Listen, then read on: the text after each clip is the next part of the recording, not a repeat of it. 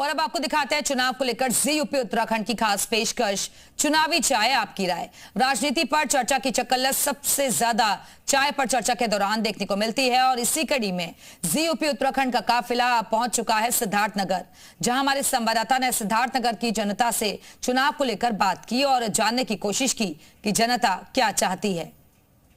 2027 के चुनाव को लेकर चुनावी सरगर्मी तेज हो गई है। क्या विपक्ष क्या पक्ष, सभी के नेता जनप्रतिनिधियों ने गांव की खाक छाननी शुरू कर दी है।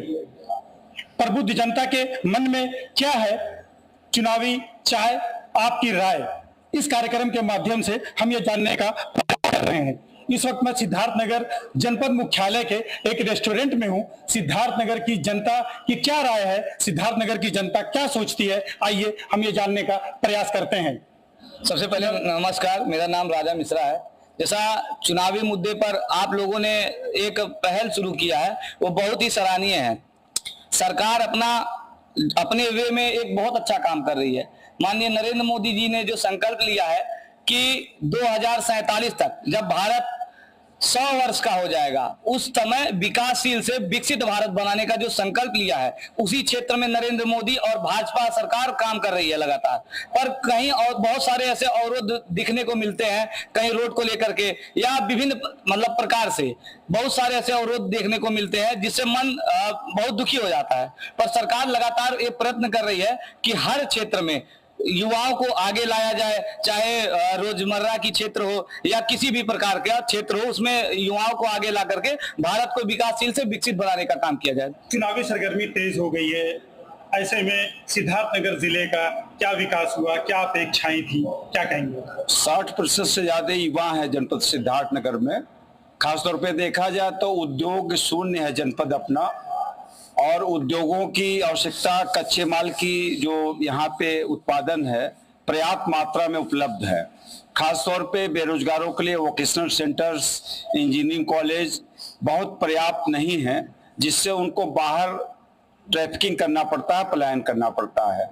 तो युवाओं के लिए खासतौर पे और बेरोजगारों के लिए एक अवसर प्राप्त होगा कि तकनीकी शिक्षा या उनको तमाम व्यावसायिक प्रशिक्षण केंद्र के माध्यम से बढ़ावा दिया, जिसमें जिले में तमाम व्यवसायिक केंद्र खोले जा सकते हैं, जो भारत सरकार करे या आने वाले जनप्रतिनिधि या वर्तमान जनप्रतिनिधि ध्यान दे। ये बिल्कुल, और जाहिर है महिला सशक्तिकरण, महिलाओं के का प्रतिनिधित्व करने के लिए हमारे साथ यहाँ पे मौजूद हैं। हम इनसे जानने का प्रयास करते हैं कि इस सरकार ने महिलाओं के लिए क्या कुछ किया, और स्पेशली सिद्धार्थनगर जनपद जो कि पिछड़ा जनपद है, यहाँ की महिलाओं के लिए क्या कुछ हुआ और क्या कुछ होने की उम्मीद है? इसी सरकार ने तो महिलाओं के लिए किया है। महिलाएं खुलकर जी रही हैं, कितनी भी रात हो जाए, ट्रेन से आ रही हैं, बस से आ रही हैं, कोई खतरा नहीं है। भ्रष्टाचार पर रोक लगी हुई है और जिस तरह से महिलाएं अपना काम कर सकती हैं, कर रही हैं, रोजगार मिल रहा है उनको, महिलाओं को, और महिलाएं बढ़ चढ़कर हर काम में हिस्सा ले रही हैं। और इसी तरह से हर क्षेत्र में यहाँ पर रोड देख लीजिए। यहाँ से मैं अभी एक दिन बॉर्डर पे ककरहवा गई थी, वहां का रोड देखा मैंने, इतना विस्तार हुआ है। यहाँ पर यातायात के साधनों का पूरा विस्तार हुआ है। पूरी तरह से विकसित देश बनाने की पूरी कोशिश जो है हमारी सरकार की, वो सफल होती नजर आ रही है और हो भी जाएगी। सबसे पहले तो एक गजल का मतलब एक शेर आपके हवाले, आपके न्यूज चैनल के हवाले तमाम दर्शकों तक पहुंचाना चाहता हूं कि सम्मान में फूलों का नहीं हार चाहिए, सम्मान में फूलों का नहीं हार चाहिए, दिल की मैं बात कह सकूं अधिकार चाहिए, और जनता को जो रोटी दे और इंसाफ दे सके, जनपद को सिर्फ ऐसी ही सरकार चाहिए।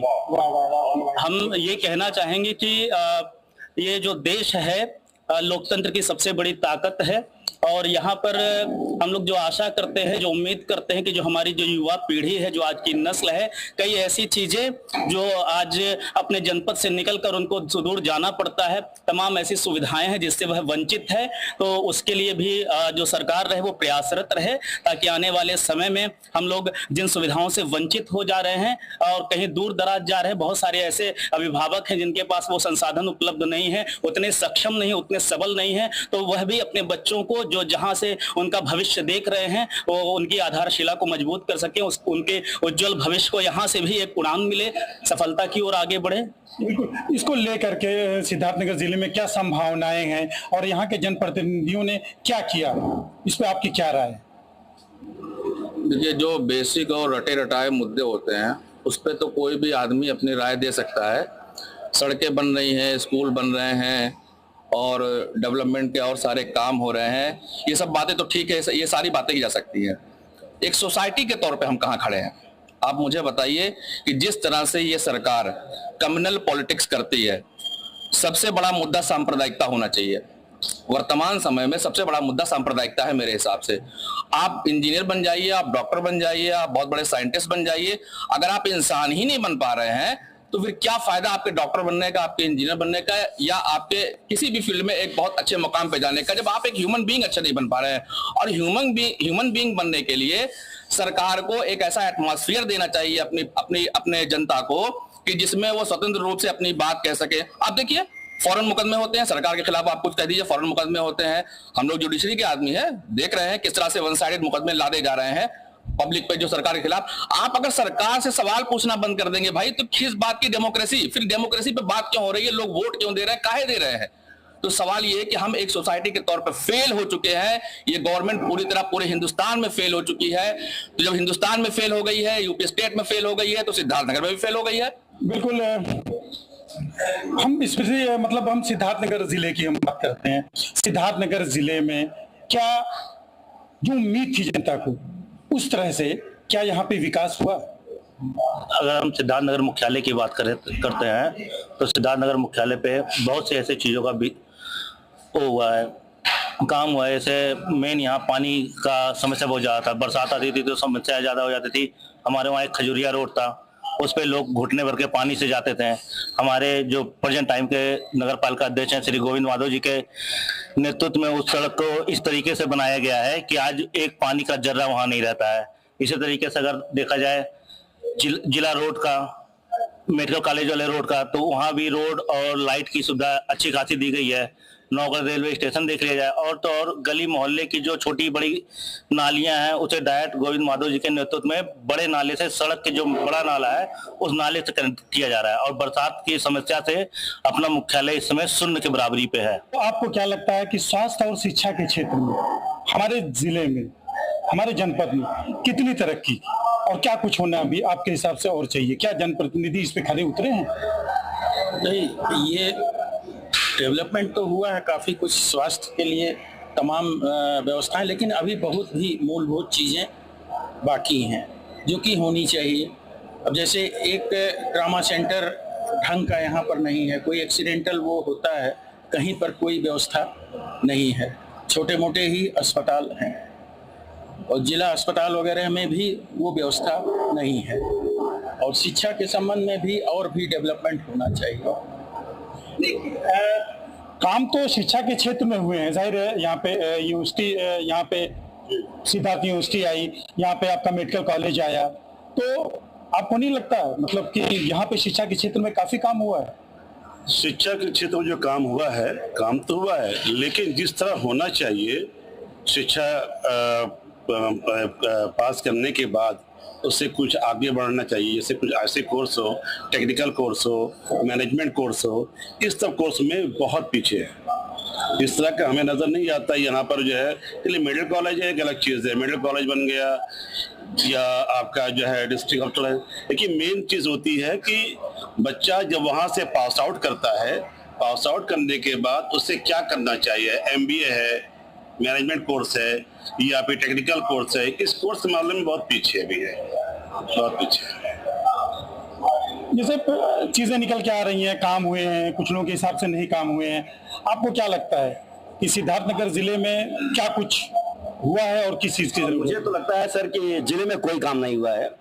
मानिए वास्तविकता तो, और आज ये सवाल करना हो तो यहाँ मंत्री या हमारे यहाँ स्वास्थ्य मंत्री रहे हैं, शिक्षा मंत्री रहे हैं। आज आप चले जाइए जिले के प्रत्येक प्राइमरी स्कूल पे, जिले के प्रत्येक प्राइमरी स्कूल पे आप उठा दीजिए, प्राइवेट की स्कूल की तुलना कीजिए। आप कहते हैं हम शिक्षा का प्रदेश बना रहे हैं, शिक्षा का जिला बना रहे हैं। अरे चुल्लू भर पानी में डूब के मरी हमारे यहाँ नेता। ऐसी शिक्षा व्यवस्था तो बंद कर दीजिए। सारे मुझे लगता है कि जिले के, जनपद के नहीं, प्रदेश के सारे सरकारी स्कूल बंद कर देना चाहिए, जो प्राइमरी के हैं, जो पूर्व माध्यमिक हैं। आप चलिए उठा के हमारे साथ चलिए, हम दिखाते हैं। और स्वास्थ्य की तो बात ही नहीं कीजिए, जिला अस्पताल उसका उदाहरण है, दिन बाय दिन आप देख ही रहे हैं। ये ऐसी सुविधा जो क्षेत्र में से वंचित नहीं रहे। और सबसे दुर्भाग्य की बात, स्वास्थ्य मंत्री हमारे यहाँ रहे, शिक्षा मंत्री हमारे रहे हैं। अरे शिक्षित थे तो पहले शिक्षित बनाइए, या तो बंद कर दीजिए। मजाक, वास्तविकता मानिए तो ये जिला मजाक का केंद्र है। जिस जनपद में शिक्षा मंत्री रहे हों, स्वास्थ्य मंत्री रहे हों, अन्य जगहों पर आप जाएंगे, हर जगह की यूनिवर्सिटी जिले पे है। यहाँ की यूनिवर्सिटी कहाँ है? शाम को 5 बजे 6 बजे के बाद आप पहुंच नहीं पाएंगे। भ्रष्टाचार एकदम चरम पे है। शिक्षा की क्या व्यवस्था है पूरा जनपद देख रहा है, पूरा प्रदेश देख रहा है। और इनके समय में सबसे ज्यादा भ्रष्टाचार बढ़ा है। ये कहने की बात है कि माइक पे कह दें नहीं बढ़ा है, सरकार बहुत अच्छी चल रही है, हम बहुत अच्छी व्यवस्थाओं में जी रहे हैं, ये कहने की बात है। किसान परेशान है, युवा परेशान है, पूरा देश परेशान है इनसे। लेकिन अब विकल्प क्या है ये पूरा देश जानता है, लेकिन इनके पास व्यवस्था है तो चेंज हो ही नहीं पा रहे हैं। परेशान तो हर कोई है। यूनिवर्सिटी जैसी उच्च शिक्षा के लिए इतना दूर आप बना दिए हैं, शाम को कोई यहाँ से पहुंच पाएगा 5 बजे के बाद? हर कोई परेशान है।